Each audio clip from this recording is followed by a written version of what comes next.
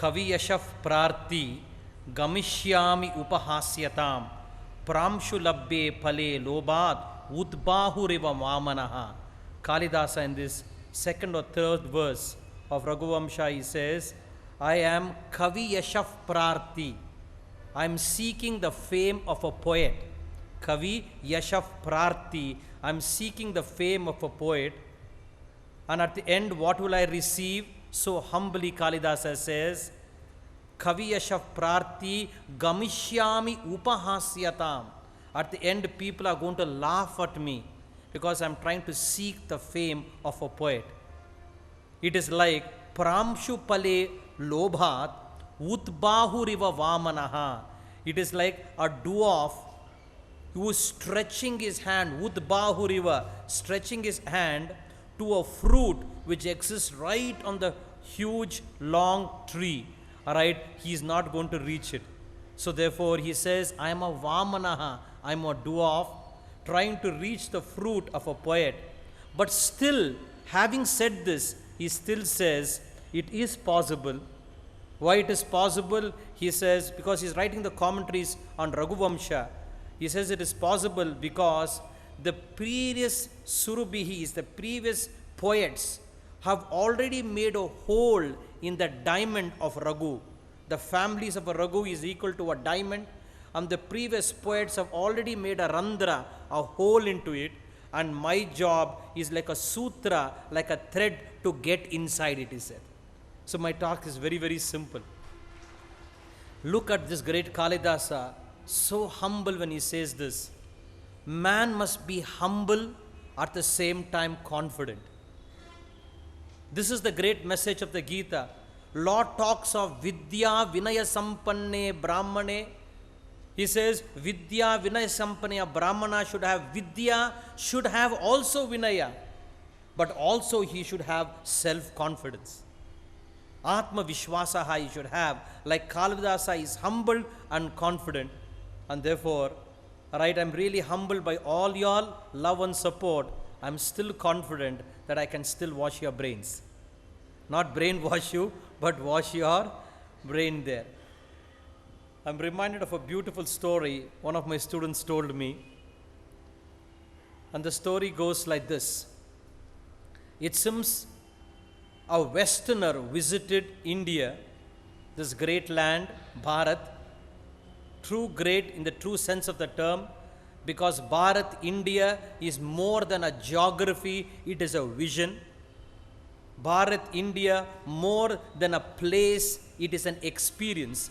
India is an experience to be experienced, including the traffic of Hyderabad. Right? Bharat, that's why the word Bharat means Brahma Vidyam Tasyam Ramate iti Bharata. So don't take India, Bharat to be sheerly a geography, even though for Vyavahara it is a geography, but it is a vision. India is an experience. Experience where polarities exist, but polarization still happens. Where dichotomy exists, but still there is oneness in diversity. There is Advaita in spite of Dvaita. So this Westerner, who was a missionary in fact, he visited India and tried to go on converting people. And as he was converting people, something in him got converted. He says, I find people so loving, so this one, right, so ups and downs, so beautiful there. What is the secret Indians have? As this person wrote, City of Joy. You go to Calcutta and it's written City of Joy. In spite of poverty in the kind of streets of Calcutta, if people can still smile and still be grateful to the God for providing, in spite of living in the slums, unless there's Lord's blessing, it is not possible. A Westerner comes and sees an Indian staying in the slum and still doing prayers and grateful to the Lord. He just can't imagine. Therefore, the book called City of Joy was written. So therefore, this Westerner, as he's converting people, something touched in him, because India is an experience. Alright, then it seems he went to one of the priests there and says, what is the magic that Indians have? What is the magic which you have, which is making you so profound? And this priest, who was more a mystic, so he gave him, and he was a tantric, Since he was a tantric, he just gave him a skull. He says, whatever desires you want, ask the skull and it will fulfill you. He was a tantric, so he said, he gave him a skull, whatever desires you want, ask and it will fulfill you. But only one condition is, don't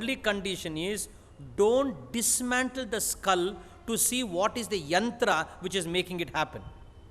Don't try to study the machinery of how the desires are going to be fulfilled. It is a skull. Don't afterwards try to develop an inquisitive mind and dismantle to see what is the secret of it being a kamadhenu. So this Vishnus couldn't believe how an empty skull can fulfill the desire. So he took it seems, started asking the skull, and every time he asked the skull is to give. If you ask for an apple, wink, one apple will come. Ask for $100, $100 will come. So all his desires started being fulfilled. Listen carefully. All the desires started being fulfilled. Now when all desires for God started being fulfilled, now he felt, hey, now he was happy, at the same time unhappy. He was happy, his desires fulfilled, same time unhappy. Because happiness and unhappiness is not what you receive, it is a state of being that you are. He was unhappy in the sense, what is the secret of this empty skull fulfilling all these desires? Alright, and then he remembered what the priest said, don't dismantle the skull. Then this will go away. But therefore, since all his desires are fulfilled, he had only one desire to see what is in the skull. And his inquisitive, poking mind, he said, forget, let me see what is in the skull there. There must be some machinery. He tried to dismantle the empty skull. When he dismantled the empty skull, he found nothing but emptiness, Chidambaram, Chidakasha, what we call the Chidambara Rahasyam. He found nothing but emptiness. And he found nothing but emptiness there. Then he said, forget it, for what is this? Let me join. And we tried to join it. The magic of the empty skull lost its luster. This is a very beautiful story. This is a very beautiful story if you can reflect and digest on it. Our emptiness, which Buddhists talk of Shunya, which Hindus talk of Purna, they are two different words. Our emptiness is indeed fullness. Our so-called emptiness is indeed fullness. All our attempt, friends, listen carefully, all our attempt to fulfill our desires, be it a material world, a spiritual world, is what? You go about fulfilling a desire. Why? Because a desire is a pressure in consciousness. A desire is a stress in consciousness. And so long the desire exists, a stress in consciousness exists. And therefore our attempt to fulfill a desire is in fact to remove the stress, which in other words, remove the desire. When the desire is removed, you are in a state of shunya. Isn't it? Any desire is a stress in your mind, and so long you don't fulfill it, you will find yourself in stress. The moment you fulfill it, you are only eliminating a desire, which is called as fulfilling a desire. And once the moment you eliminate a desire, which you call fulfilling a desire, you are ultimately seeking what state? You are seeking a state called Shunya. In Chinmudra we say Shunya. So therefore, Buddha is to say, why create a desire, then go about fulfilling the desire? Simply eliminate the desire. And if you go to Tamil Nadu, there is a temple called Chidambaram. And in the Chidambaram, there is an empty space in which you do arati, and the priest will say, it is Chidambara Rahasyam. Alright, it's a great rahasya. What is it? If you can keep your mind empty and shunya, there is purnatvam, there is fullness in that emptiness. And then in that fullness, purnamadaf, purnamidam, purnat, purnamudachyate. Everything is purna, purna and purna. So therefore, this tantric gave this priest the skull, showing that if you are empty, then you have as well fulfilled all your desires. It's a mystical story. If you are empty, you have as well fulfilled all your desires. Isn't it? In a state of deep sleep, that's why Patanjali in his Yoga Sutra says, sleep and samadhi are practically the same. Friends, listen carefully. Samadhi and nidra are practically the same. The experience of samadhi is the experience of nidra. The experience of nidra is an experience of samadhi. Only difference is, in a state of nidra, you are unconscious, it is samadhi. In the state of samadhi, you are conscious, it is a state of samadhi. One is jnana samadhi, one is ajnana samadhi. So samadhi is not an experience where wing your kundalini goes up and suddenly you get spiritual horns. No, it is a simple day-to-day experience which God existence is giving us in the night, which gives you fulfillment. And in that samadhi, aham kimapi na janami sukhena nidra maya anubhuyate.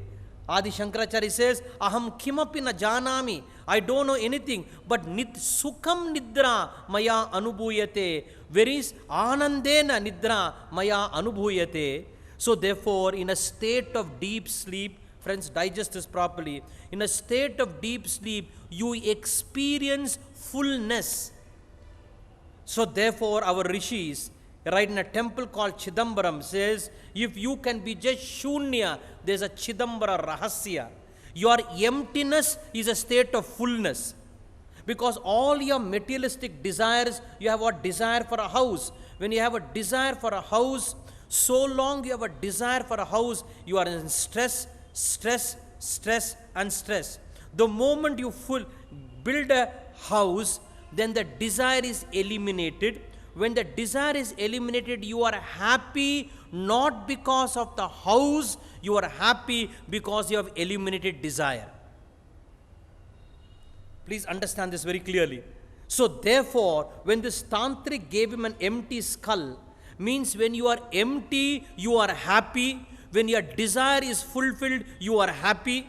And your happiness when your desire is fulfilled is not because of the object of desire, it is because of the elimination of very desire itself. Please listen carefully. I know if you say, Swami, if you eliminate my desire, who will run my business? Now don't go so forward now. Let us go step by step now. I know you have to run a business. But first understand the philosophical perception about it. So therefore, fulfillment of a desire is elimination of a desire. In a state of shunya, you have already eliminated the desire. Therefore, the very object of either you fulfill a desire or eliminate a desire is a state of fullness. Fullness, either you reach it directly or you reach it indirectly, it does not matter. Like a person found somebody in Bombay, Juhu Beach, playing his guitar, youngster, 22 years playing his guitar, relaxing and playing his guitar. So somebody in Bombay, a businessman Bombay, goes to me in Juhu Beach and tells him, you idiot, Bombay is the financial capital of the country, you have to earn money and you're sitting and relaxing. This man says, what should I do? In Bombay, you should earn money. What should I do after earning money? Asked this youngster. Then you can get a car. Then what should I do? From the car, you can come to Juhu Beach. Then what should I do? Then you can sit down in Juhu Beach and relax. He says, that's what I'm doing right now. I'm already relaxing. Why this whole circle, he says. So please understand, when you fulfill a desire, desire is eliminated, there's a fullness. When you eliminate a desire by meditation, there is fullness. And therefore this tantric, when he gave him the skull, he only said to him, all your desires will be fulfilled. Ask, will be fulfilled. Not that you get a rasgulla and will be fulfilled, but in that energy field of the skull, you will discover a sense of fullness, a sense of fulfillment, a sense of elimination of desire, because this skull is from an enlightened master.